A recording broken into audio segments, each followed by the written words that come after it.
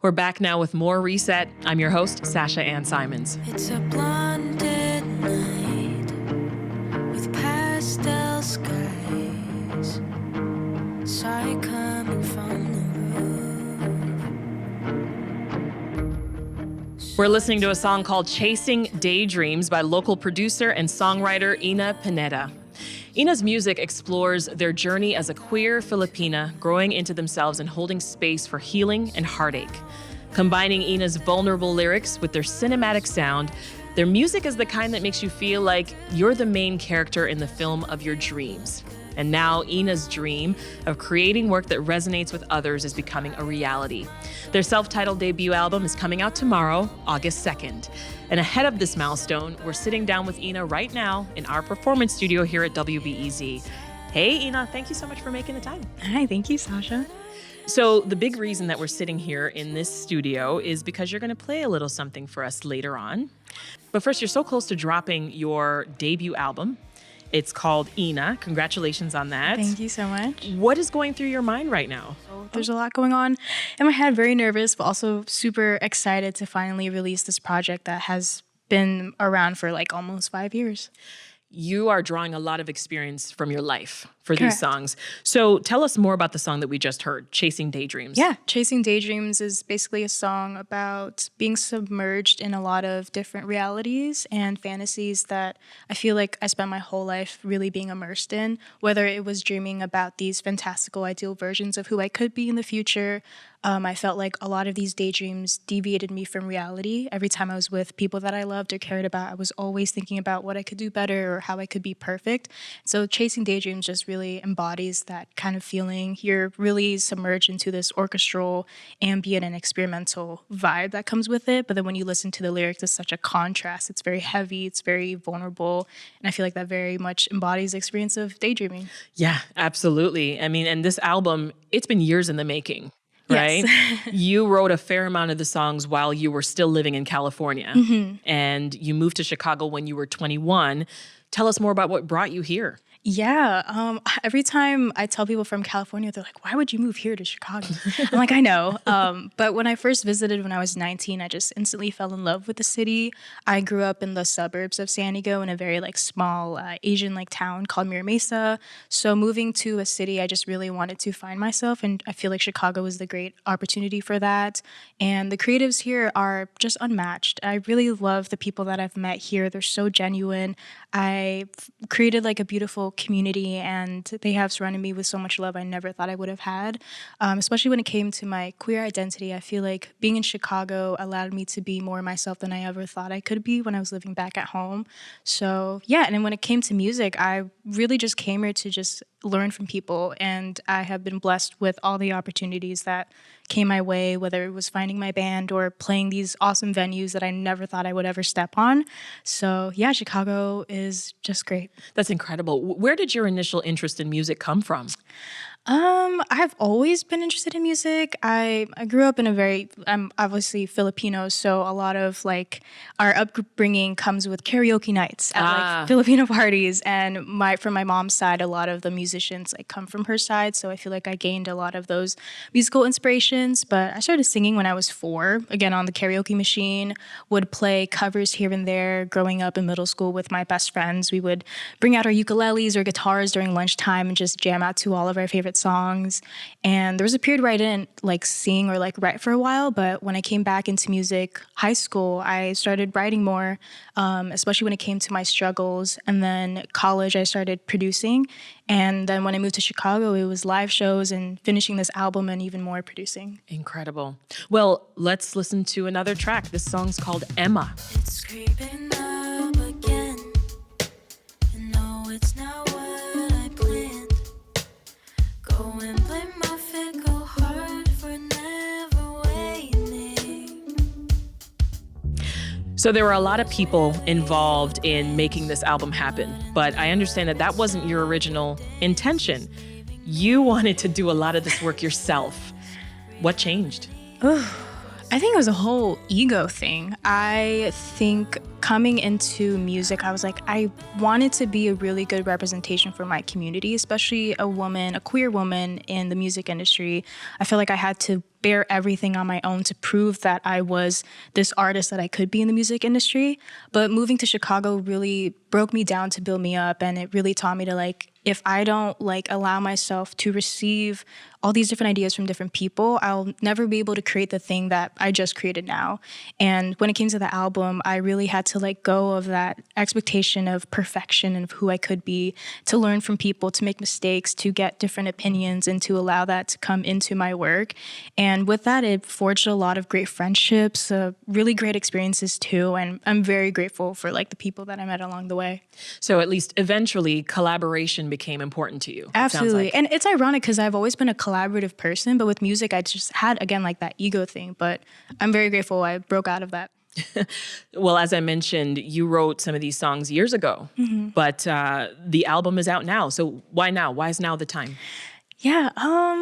I was 19 when I first had this idea of creating this album. It was like in my notes app, I had 12 songs that I wanted to create and produce and release. But living in California, I felt so limited in my pursuit of music, especially when it came to production.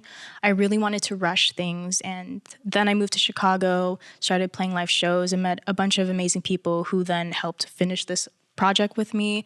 And last year, I actually did want to release it like last October, and I was rushing with these deadlines, and it really burnt me out. And I realized that like I'm not gonna be able to create this meaningful project if I keep trying to push myself to this timeline that I was creating for myself.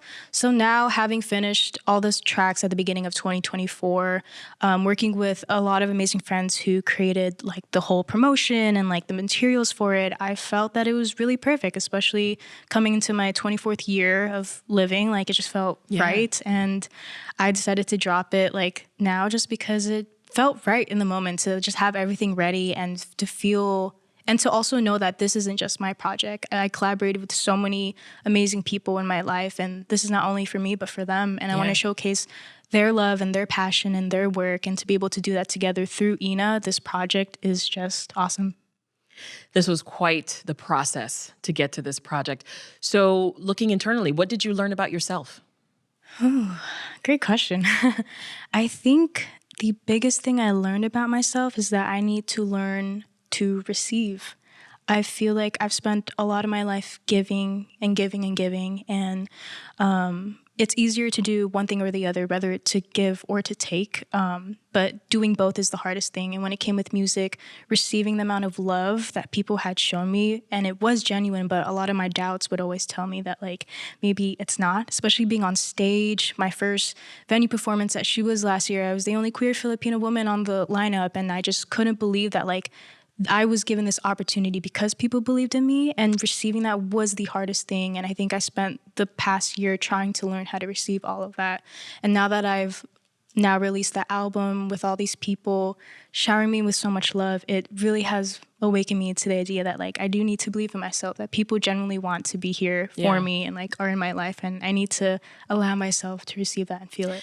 At the same time, being the only queer Filipina on that lineup, I mean, what else did that tell you in the moment? It was really scary, but then I realized that I am the only queer Filipino on this lineup. It's a lot of pressure. Exactly. And not to mention that my band was also POC. They were minorities compared to the other people on that lineup. And I realized that this is bigger than me, that I am part of this movement with a lot of underrepresented minorities and creatives and visionaries who deserve to be heard as well. So every time I step on the stage, I not only like do this for myself and like another queer Filipino girl out there, but just everyone else who really wants to be heard and who are just like me too. If you're just tuning in, this is Reset. I'm Sasha-Ann Simons, and we're sitting down with Chicago-based singer, songwriter, and producer Yna Pineda. Their self-titled debut album, Yna, is coming out tomorrow, and it's time to listen to another track. This song is called Yet.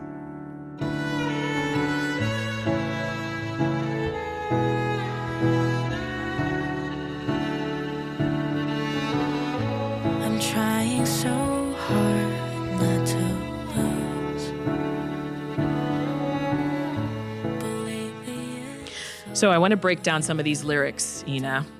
You sing, quote, "'Cause my hands were made from war. They were never built to hold all the stars. To my demons, I fold my cards." Ooh. What were you writing about in this song? Oh my God. Those are one of the most sad lyrics, but also one of the proudest I've ever written. Writing, it's basically a song about wishing that I was this more healed version of myself. So this bridge where I basically say, my hands were never meant to hold the stars. It's just a lot of self-doubt. Like maybe I'm not meant to be on stage. Maybe I'm not meant to be this good partner or like good friend or just everything that I want to be. It's just kind of succumbing to the demons, folding my cards, like letting them win, kind of take over and surrendering to those doubts and believing that, yeah, I'm not good enough. I'm never going to be there. I'm never going to get there. And so that bridge was just kind of this like hopelessness feeling. Why do you think you gravitate toward these kinds of vulnerable themes?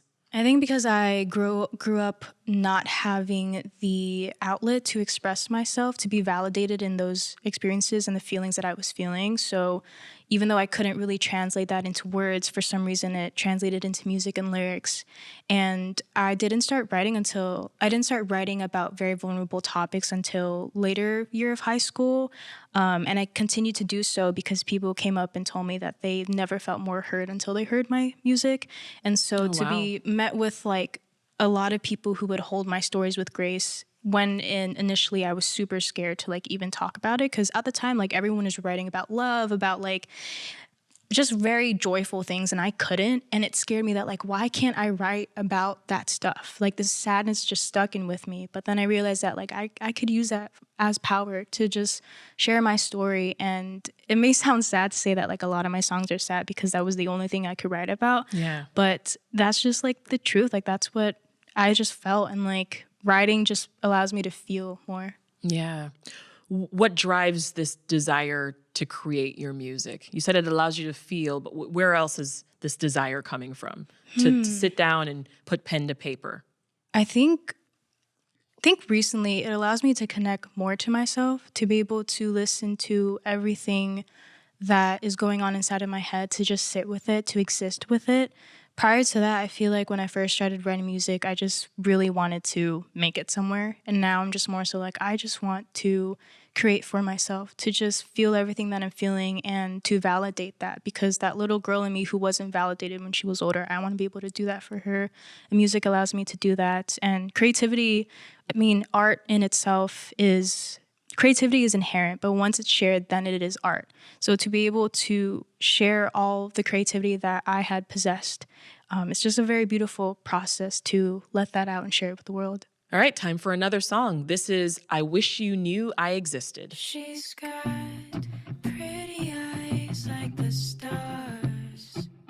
Oh, no wonder everybody's not scared of the dark anymore. 'Cause she's got the world, she is the world. And every season has its worth, but when she's present, all the leaves adopt her colors.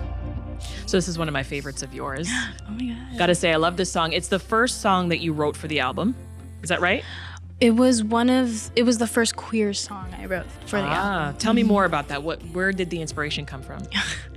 I had this crush on this girl when I first moved to Chicago, and for some reason these lyrics just spit out. Like this one night I confessed my feelings to her and got rejected, but it's okay. She doesn't know what she's missing. But I started writing this song, and I was really surprised by the lyrics that I chose to write about love through the eyes of a queer lover. I was very scared to even write about falling, for a girl. I came out when I was 16, but even since then, there have been a lot of moments where I've faced a lot of fear with accepting my queer identity. And so sitting down to write this song was very, very scary. But then I decided to share it with the people closest to me. And I felt like this was the perfect moment to just share that because, there's not a lot of representation out there. And I wanted to be able to do that. How did they receive it, those people closest to you? Oh, my friends are amazing. They loved it. They're like, we need more gay songs. I was like, I know. But yeah, I was very grateful for the amount of support. received from it. And then when I dropped it, I think last month with a music video, many people have come across it and have shared so much love and support, which is, I'm very grateful for it. Yeah. You know, when you read anything about you, Yna, you're always introduced as a queer Filipina musician.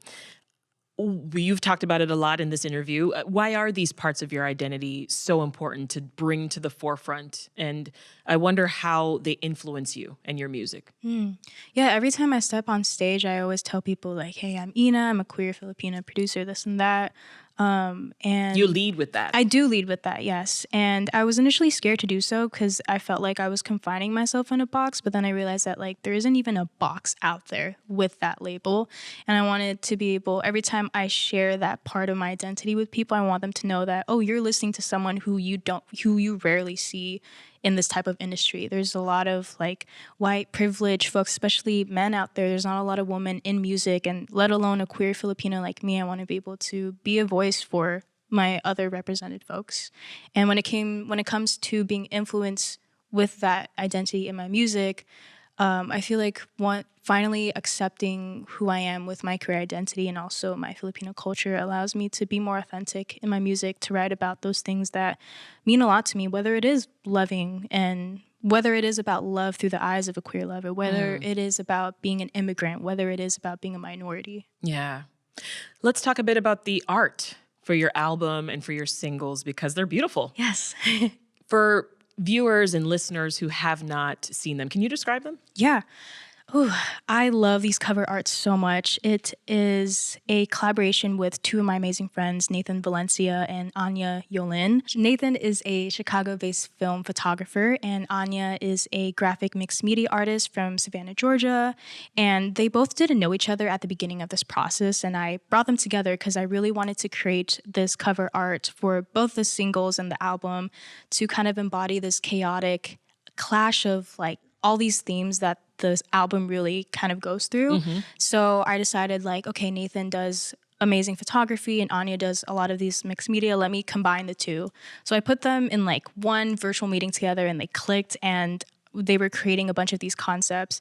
And if you look at the cover arts, it's printed on a canvas material, the film photo, and then Yna went in and put a lot of these little motifs that you'll see in the cover arts. There's candle wax, there's lace. Wow. There's like a reflective mirror, and there's also like a stitch on the album cover. There's a stitch handwriting of my name, but also my name in Baybayin, which is an old Filipino script. So Amazing. So I wanted to like incorporate all those like little motifs and little cool things that Yna did and to just kind of showcase not only like my like work, but also their work. It's so much more involved than I thought. It is, yes. Well, I want to also bring up your music videos because those are amazing as well. And I think we can see you had dreams of being a film director. I did. At some point. I think that shines through. Thank you. Tell us more about that. Yeah, so I did want to be a film director. I studied film for like a year, my freshman year of college, and then music came back into my life and then decided to just follow suit with that. When I moved to Chicago, I met a lot of amazing creatives. My partner is a film director, and I feel like since meeting her, she has opened me to an amazing community of other creators out there. So when I was creating these music videos, I wanted to just collaborate with as many people as I could, creating like these visions that I couldn't do myself alone. So I would just like hear like their visions like whenever they would hear the song and just collaborated from it. And yeah, it was cool just learning from everybody. Like all I really know is just editing and taking videos, but just hear like the specifics of it, like whether I'm on set, whether I'm at my partner's set or just with my friends when they're behind the camera, I'm learning so much from them and it's such a beautiful experience. And I'm so grateful to have been able to create a lot of this with them. Sounds like a fun process. It is, for yeah. sure. Well, you hosted a listening party for your album 2 weeks ago, just about, and you had your album release show on Tuesday at Shuba's Tavern. What's the response been like so far? It's been great. The listening party was super fun. A lot of my friends were there. I was like selling merch and like these t-shirts, and everyone was just sitting down and really listening to the music when I would play it. And it was hosted at this amazing studio called Solidarity Studios, which is Palestinian owned. And I was just very grateful for the amount of people that showed up and just wanted to like listen, and to be able to have a great crowd too. All my friends, and again, like my family, my sister that flew out, it was their first time seeing me live. So it was a very, very amazing experience. Now, you said this earlier in our interview. You said that this album isn't just for you, right? It's for your community. So before I let you go, what message do you have for them? I would say to my community, feel it all. Don't run from things that scare you. Use it. It is power. Your feelings are power. And let it guide you wherever it wants to take you with your creativity, because all your feelings are valid and you are valid. And I hope, especially my underrepresented folks, like your voice matters. And I want you to just keep doing what you do, because it all starts with us. It all starts with us. Love that. Yna Pineda is a Chicago-based songwriter and producer. Their debut self-titled album is dropping tomorrow, August 2nd. Yna, thank you so much for making the time for us. Thank you for having me. Okay, so we're going to go out on one more song, and you will be, as I teased earlier, performing for us. So what can you tell us about Kin? Yes, so Kin is a very vulnerable song off of my album. It's a song talking about my tattered relationship with my father. Growing up, we had a very rough relationship, and this song kind of talks about generational trauma, the pain and struggles of not receiving the love and validation that you would want from someone who should be giving it to you. And I wrote it like a few days before my 22nd birthday, and it also talks about how healing is not linear, how even if you moved away from home, or if it's been years since the time that you felt really, really hurt, it's still going to find you at times, and that's okay. And Ken just reminds me that like there's going to be moments where I'll falter and like remember those moments, but I'm not there anymore. And to just hold space in this song, to just leave it at that, lyrics on a page, is just something to, an ode for younger Yna who needed that. And this song is for all the other older siblings out there who bore the weight of being the eldest child. Powerful. Let's get into it.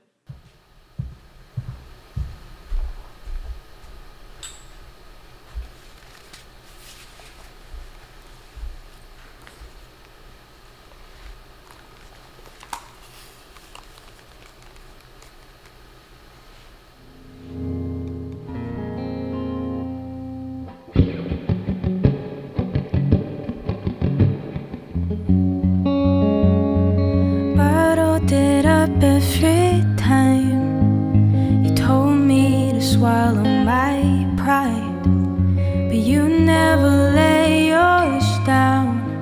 Instead, you made sure that I drowned. We were much smaller than you. What more did you have to prove? I catered to all of the lies, every wound that had been disguised with words that lingered on and burned, ebbing like waves in the tide I can't escape. Oh, it finds me when I'm at my worst, so I dive head first. But don't you think I try my best to be everything you wanted? I carried all of the burdens that comes with being your kid. I hate when everybody says that parts of me look like you. I wonder if inside my eyes she sees you too.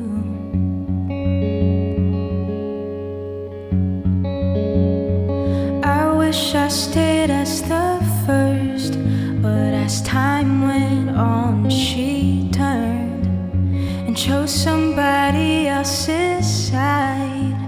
Nobody noticed I was dying, and I was once a home and now a dead end. It's a shame that I didn't bleed. Maybe then you finally would see.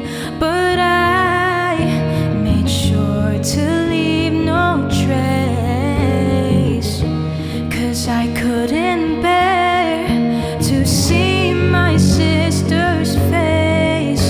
But even with 4 different walls, your shadows claim them all. But don't you think I try my best to be everything you wanted? I carried all of the burdens that comes with being your kid. I hate when everybody says that parts of me look like you. I wonder if inside my eyes she sees you too. But don't think you won. I tried my hardest, did all my healing just to harvest my heart, broken and damaged. I did it for her, that's how I manage.